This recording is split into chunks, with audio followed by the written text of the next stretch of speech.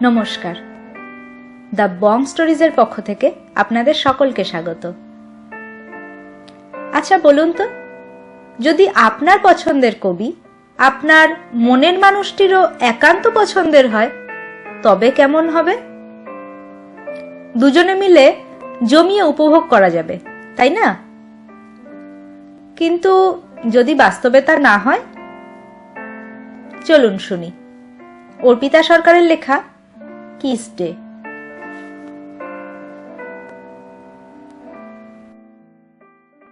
সৌপর্ণর বহুদিনের ইচ্ছে ছিল প্যারিসের সেন নদীর তীরে দাঁড়িয়ে সর্বসমক্ষে নিজের বউকে চুমু খাবে, রীতিমতো লাইসেন্স প্রাপ্ত চুমু হবে। কারণ নিজের রেজিস্ট্রি করা বউকে চুমু খাচ্ছে বলে কোনো হীনমন্যতা থাকবে না। আবার অতগুলো বিদেশির সামনে কালো চামড়ার লোকেরাও যে নির্লজ্জ হয়ে রোমান্স করতে পারে এটাও দেখানো হবে। সৌপর্ণর এই গোপন ইচ্ছার কথা একমাত্র ওর নিভৃত ডায়েরির পাতা ছাড়া কারো কর্ণগোচর হয়নি এখনো পর্যন্ত। মনের সুপ্ত ইচ্ছাগুলোকে মনের অন্তরে সযত্নে লুকিয়ে রাখতেও জানে। যেমন আজ সৌপর্ণর ডায়েরির একটা পাতা জানলো ওর আরো একটা ইচ্ছের কথা। যখন প্রথম বাসর ঘরে বউকে কাছে পাবে তখন সঞ্চয়িতা নয়, গীতাঞ্জলি উপহার দেবে। একটা জুঁইয়ের মালায় জড়িয়ে একটা গীতাঞ্জলি। সমস্যা হলো এটাই যে হানিমুনে প্যারিস, বাসর ঘরে গীতাঞ্জলি, বেনারসির রং রেড ক্রিমের কম্বিনেশন, এমনকি বিয়েবাড়ির মেনুতে চিকেন সাথে, এই সমস্ত ঠিক হয়ে গেলেও এখনো পর্যন্ত সৌপর্ণর বিয়ের জন্য কোনো মেয়েই ঠিক করে উঠতে পারেনি। ক্লাস 9-এর ম্যাথের টিচার ছিল সৌপর্ণর ফার্স্ট ক্রাশ, কিন্তু ম্যামের চোখের দিকে তাকিয়ে বঙ্কিমি স্টাইলে লেখা প্রেমপত্রটা আর দেওয়া হয়ে ওঠেনি। ইঞ্জিনিয়ারিং কলেজে ক্রাশ ছিল টমবয় নূপুর, যার নাম নূপুর হলেও সে নিজে না বেজে সবাইকে রীতিমতো বাজিয়ে ছাড়ে। সাহসে ভর করে যদি বা সৌপর্ণ 2 বছর দ্বিধা কাটাতে সময় নিয়ে 3rd ইয়ারে নূপুরকে প্রেম নিবেদন করলো, সেখানেও বিপত্তি। নূপুর প্রেমের সাইড এফেক্ট নিয়ে এত লেকচার দিতে শুরু করলো যে সৌপর্ণর প্রেম ডায়েরিবন্দিই থেকে গেল। নূপুরের মতে প্রেম করে সুবিধাবাদীরা, নিজেদের জীবনের রাজ্যের সমস্যার ভার লোককে দিয়ে নিজেরা যারা ফ্রি থাকতে চায় তারাই প্রেম করে। কিন্তু নূপুর নিজের জীবনের ভার বইতে পারে, তাই সৌপর্ণের ঘাড়ের প্রয়োজন নেই।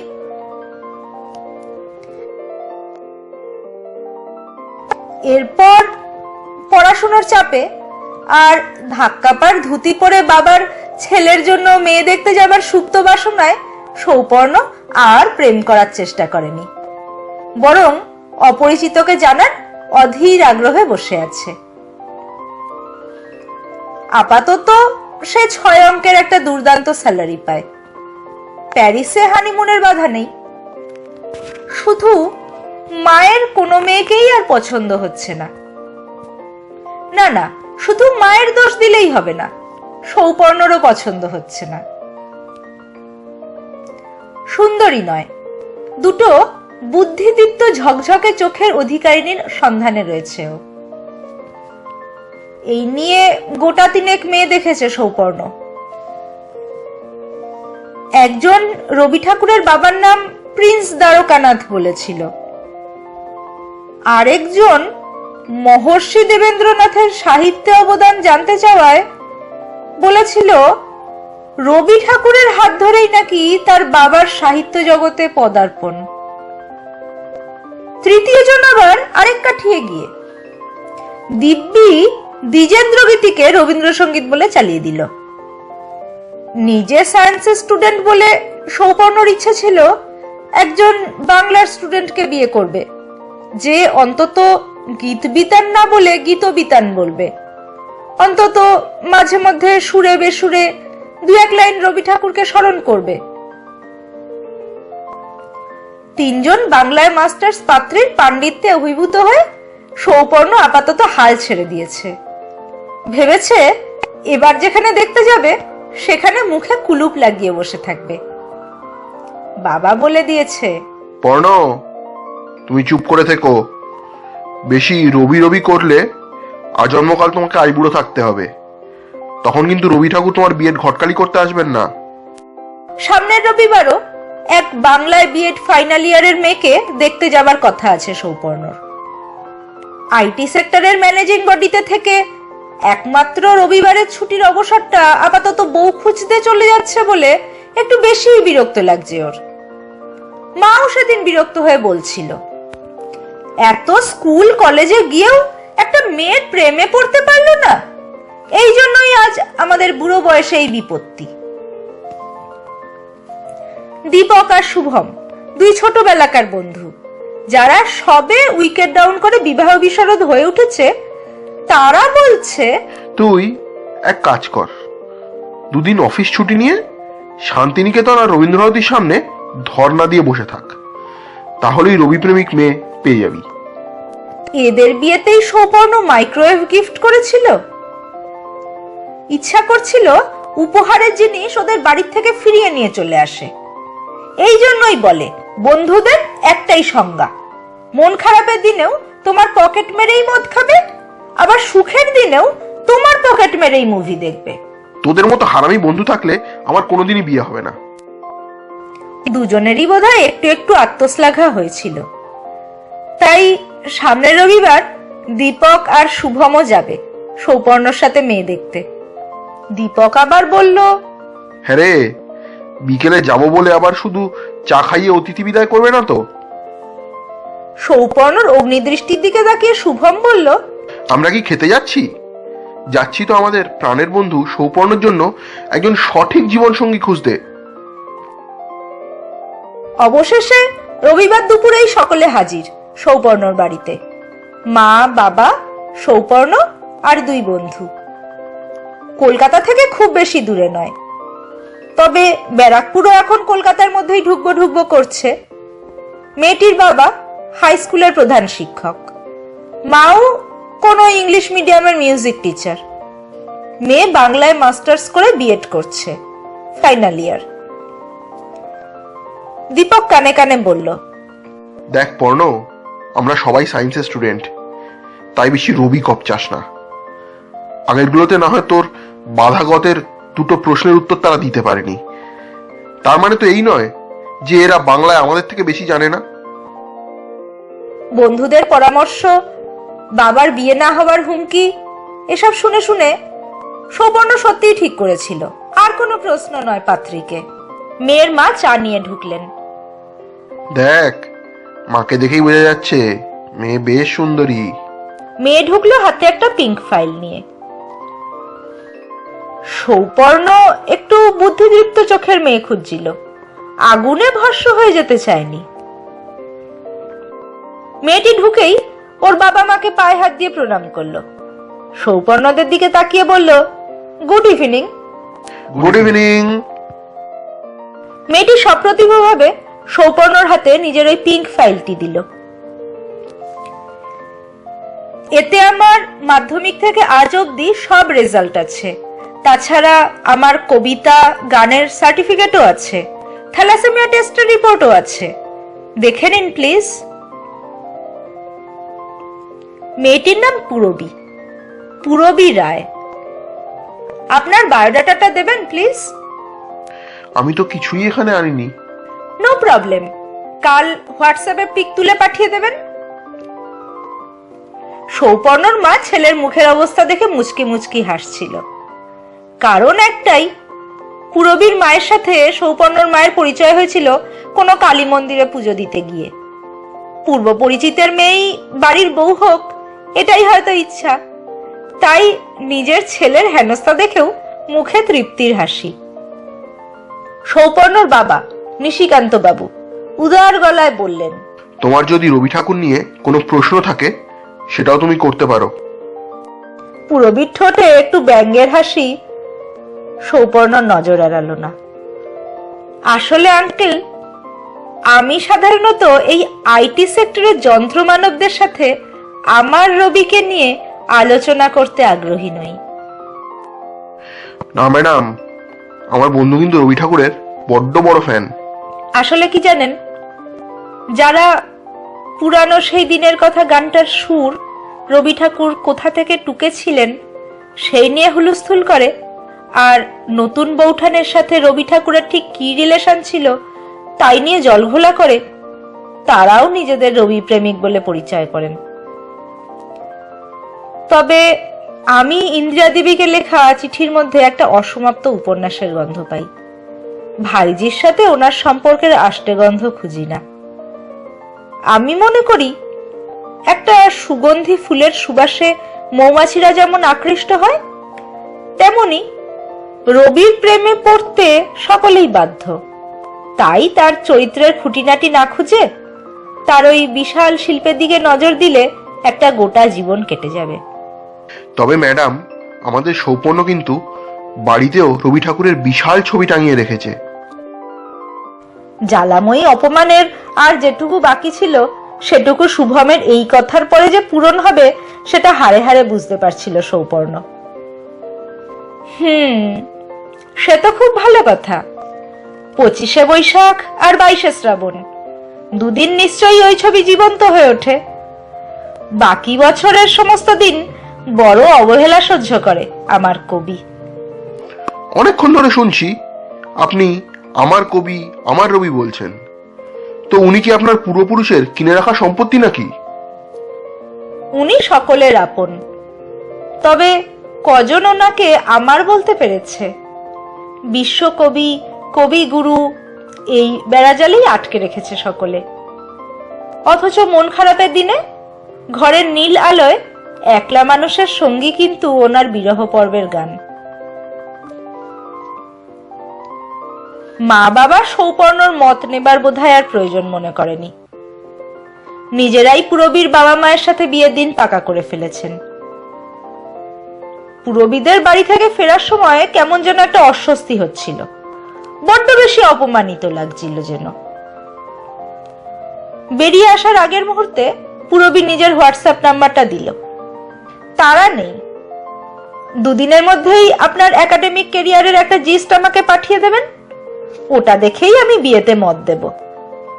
আসলে আজকাল অনেকে ঘুষ দিয়ে চাকরি পায় কিনা, ওই রাজনৈতিক দলের পার্টি অফিসে নেতাজি মহাত্মা গান্ধীর ছবি টাঙিয়ে দুর্নীতি করার মতো। বাড়িতে ঢুকেই হাত পা না ধুয়ে পর্ণ ছুটলো নিজের রেজাল্টের ফাইল খুঁজতে। কাল কেন, আজই পাঠিয়ে দেব। এত দাম্ভিক মেয়ে, কি ভেবেছে কি আমি চুকলি করে আইআইটি পাশ করেছি? একমাত্র মাধ্যমিকের রেজাল্টেই পুরবীর থেকে 2 নাম্বার কম পেয়েছিলাম, বাকি সবেতেই।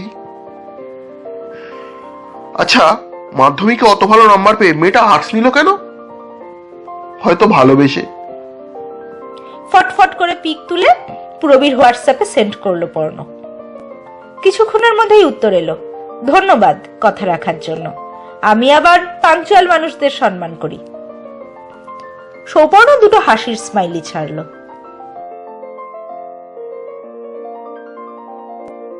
আর মাত্র 28 দিন বাকি ওদের বিয়ের। কেনাকাটা থেকে যাবতীয় সবকিছুর ভিড়ে বাড়ির সকলের অবস্থা তথৈবাচ। সৌপর্ণার দিদার বেশ বয়স হয়েছে, তার ইচ্ছে ছিল নাতির বিয়ে দেখে যাবেন। না হলে 30 বছর বয়সী সৌপর্ণ বিয়ের বাজারে এমন কিছুও বুড়ো হয়ে যায়নি। হে উদাসীন পৃথিবী, আমাকে সম্পূর্ণ ভোলাবার আগে তোমার নির্মম পদপ্রান্তে আজ রেখে যাই আমার প্রণতি। সৌপর্ণর হোয়াটসঅ্যাপে পুরবীর মেসেজ ঢুকলো। বলুন তো কোন কবিতার লাইন? সৌপর্ণ হাড়ে হাড়ে বুঝতে পেরেছে বেশ চাপে পড়ছে। সঞ্চয় তার পাতা উল্টাতে উল্টাতে রবি ঠাকুরের উদ্দেশ্যে বলল, কে বলেছিল এত লিখতে? আফ্রিকা, আমি, প্রশ্ন, নির্ঝরের স্বপ্নভঙ্গ লিখেই তো ক্লান্ত হতে পারতো। এখন সৌপর্ণর মান সম্মান নিয়ে টানাটানি। পুরবী আবার লিখল, বই ঘাটতে হবে না, এটা পৃথিবী কবিতার লাইন, আমার ভীষণ প্রিয়। সৌপর্ণ সঞ্চয়িতাটা সরিয়ে রাখলো। কে জানে হোয়াটসঅ্যাপে ভিডিও কলিং ছাড়াও ওকে দেখতে পাচ্ছে কিনা পূরবী। অনেকদিন পর ডায়েরি লিখতে বসলো সৌপর্ণ। হানিমুনে গিয়ে সেন নদীর তীরে পূরবীর হাত ধরে দুটো লাইন বলবে সৌপর্ণ। দুজনের চোখে দেখেছি জগৎ, দোহারে দেখেছি দোহে, এবাণী প্রেয়সী হোক মহিয়সী, তুমি আছো আমি আছি। তবে পূরবীকে দেখার পর থেকেই মনে হচ্ছে মেয়েটা উচ্চশিক্ষিতা ঠিকই, কিন্তু সৌপর্ণর এই গোপন ইচ্ছেগুলোর বোধহয় কোনো মূল্য দেবে না ও। এখন আর ভেবে লাভ নেই, নিমন্ত্রণ কমপ্লিট। ওরা দুজনে আপনি ছেড়ে তুমিতে নেমে এসেছে, এমনকি দুজনে একসাথে এনগেজমেন্টের আংটি পর্যন্ত পছন্দ করে নিয়েছে। সেদিন সৌপর্ণ পূরবীকে জিন্স টপে দেখে বলেছিল, আমি ভেবেছিলাম তুমি হয়তো শাড়ি ছাড়া আর কিছু পরো না। আমার কবি কিন্তু বিদেশে গিয়ে রীতিমতো বিদেশি মেয়েদের সাথে পা মেলিয়ে ব্যালে ডান্স করেছে, আমি কেন এসব ড্রেস পরবো না?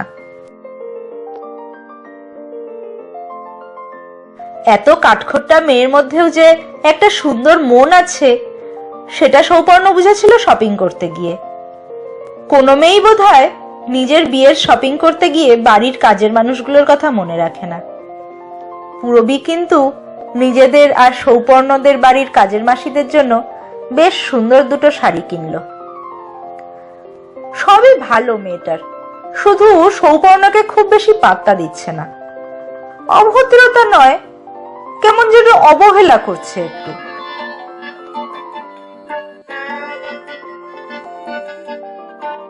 বিয়েটা নিশ্চিন্তে মিটে গেছে। রবি ওর বাড়ি ছেড়ে আসার সময় কান্নাকাটি করছিল দেখে সৌপর্ণর নিজেকে কেমন একটা দোষী দোষী লাগছিল। বেশি দূর তো নয়, যখন ইচ্ছে চলে এসো তুমি। আমার রবি ছাড়া মেয়েদের মনের কষ্ট আর কেউ বোঝে না। সৌপর্ণ বুঝলো ফুলশয্যার খাটেও বুড়ো বেশ ভোগাবে।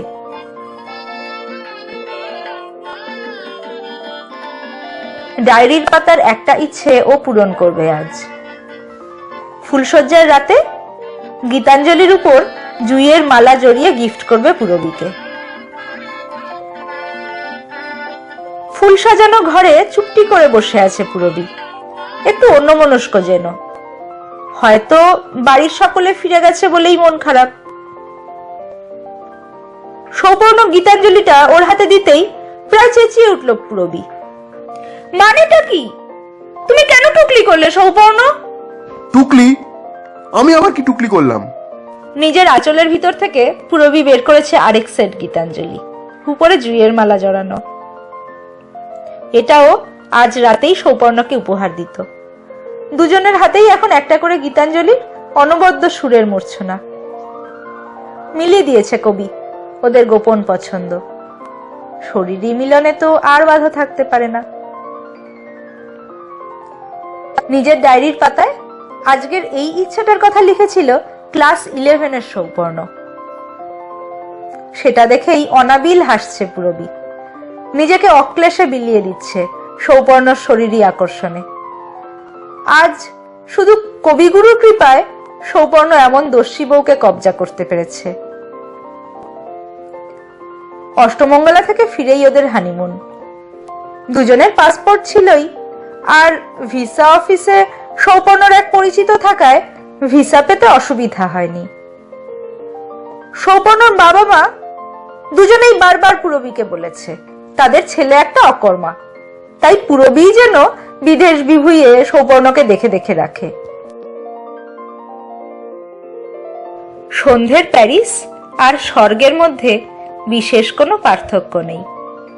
সেন নদীর ধারে হাত ধরে ঘুরছে দুজনে। পথ চলতি মানুষদের দেখে মাঝে মাঝেই পূরবী বলছে, দেখো এরা আমাদের থেকেও অনেক ব্যস্ত, তবুও কত ডিসিপ্লিন মেনটেন করে। না, আরেকটা ইচ্ছা অধরাই থেকে যাবে সৌপর্ণর, অসম্ভব। 2-4 জন বিদেশিকে দেখলো বটে লিপ টু লিপ কিস করছে, কিন্তু ওর দ্বারা এই রাস্তায় দাঁড়িয়ে চুমু খাওয়া সম্ভব নয়। হঠাৎ পূরবী ওর কলার ধরে একটা ডিপ কিস করতে শুরু করলো। সৌপর্ণ ভেবা চাকা খেয়ে এদিক ওদিক তাকালো। না, কেউ খেয়াল করছে না ওদের। পথ চলতি মানুষ নিজের খেয়ালে এগিয়ে চলেছে গন্তব্যের দিকে। না, এটা আমার ইচ্ছে নয়, এটা সৌপর্ণ মিত্রের কলেজের সেকেন্ড ইয়ারের ইচ্ছে। তার ডায়েরির পাতারা আমাকে বলেছে চুপি চুপি। কি গো, লাইসেন্স প্রাপ্ত চুমু খেতে খেতে তোমার দুটো লাইন বলার কথা ছিল। দুজনের চোখে দেখেছি জগৎ, দোহারে দেখেছি দোহে।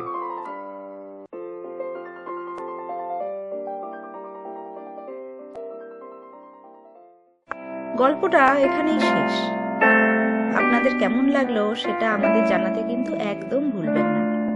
আপনাদের ভালো লাগলে ভাগ করে নিতে পারেন আপনার কাছের লোকদের সাথে। আজ তবে এ পর্যন্তই।